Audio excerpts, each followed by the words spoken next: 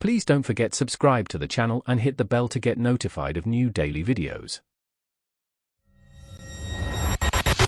I love my Saturday mornings at Clay Creations, our local community art studio. I volunteer to help out with the kids' workshops, usually guiding them through basic pottery painting. It's rewarding to see their little faces light up as they create something with their own hands. This particular Saturday, we were hosting an intro to pottery painting session for kids aged 8-12, and the studio was buzzing with creative energy. My job was mostly to ensure everyone understood how to use the standard, non-toxic glazes and to offer tips. We had a selection of vibrant, standard colors readily available.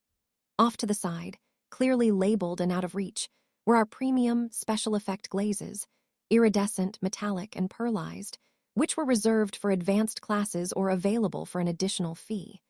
It was all laid out in the welcome packet, and I'd explained it at the start of the session. That's when Melinda, a woman I'd never seen before, approached my table with her son, Elias, who looked about 9 or 10. Melinda had a very I-know-better air about her. She gestured dismissively at the standard glazes Elias was starting to pick from, then pointed a perfectly manicured finger at the premium glazes. "Excuse me," she declared, her voice cutting through the general chatter. "My Elias is a true artistic soul, and he needs those special glazes. The basic ones just won't do for his vision." Before I could respond, she added, "And honestly, his hands aren't quite able to translate his genius to the ceramic. You're the instructor, correct? I'd like you to personally paint this intricate nebula design he's conceptualized onto his piece." Elias, meanwhile, was just staring at his plain ceramic mug blankly. I blinked, taken aback. "I'm sorry, ma'am," I started, trying to keep my voice even and polite, "but those glazes are part of our advanced sculptor's palette class and incur an additional fee, or can be purchased separately. For this workshop, we use the standard, vibrant glazes here, and my role is to guide the children, not to do the painting for them. The idea is for them to explore their own creativity." I even gestured to the other kids, happily splattering paint onto their creations. Melinda scoffed, her eyes narrowing. "Don't you understand? Elias is special. He's practically a prodigy. He needs those iridescent glazes to properly express his artistic soul. What kind of art studio stifles a child's creativity by denying them the proper tools? In a real art school, they'd cater to talent like his." She puffed out her chest, looking around as if expecting everyone to agree. Elias, sensing the shift in his mom's tone, began to whine and kick at the leg of his chair. "This is ridiculous. I'm a paying participant, and my son deserves the best.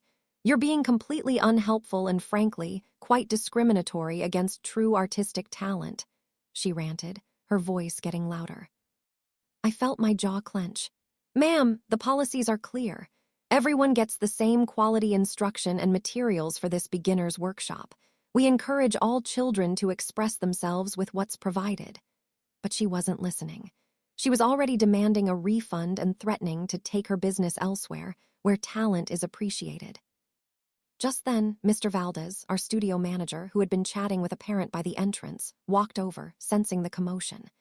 "Is everything all right here, Melinda?" he asked calmly. Melinda immediately turned her indignation on him. "No, it's not. Your instructor here is refusing to let Elias use the proper glazes and won't even help him paint. This is an outrage." Mr. Valdez listened patiently, then turned to me, and I gave him a quick, exasperated shrug. He then addressed Melinda, his tone polite but firm. "Melinda, you know the policy.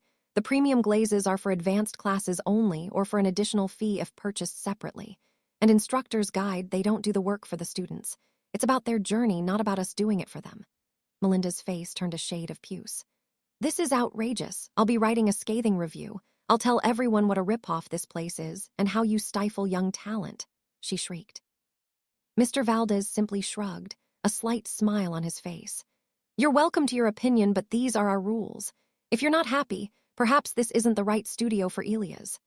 Melinda gasped, grabbed Elias by the arm, who looked utterly mortified by this point, and stormed out, deliberately knocking over a small display of finished ceramic mugs near the exit. She didn't even stop to apologize for the mess. I just stood there, trying to process the sheer audacity. Some people really believe the world owes them and their special children everything, even if it means trampling over everyone else. If you enjoyed this video, please hit the thumbs up button to like it. And please do subscribe to support the channel.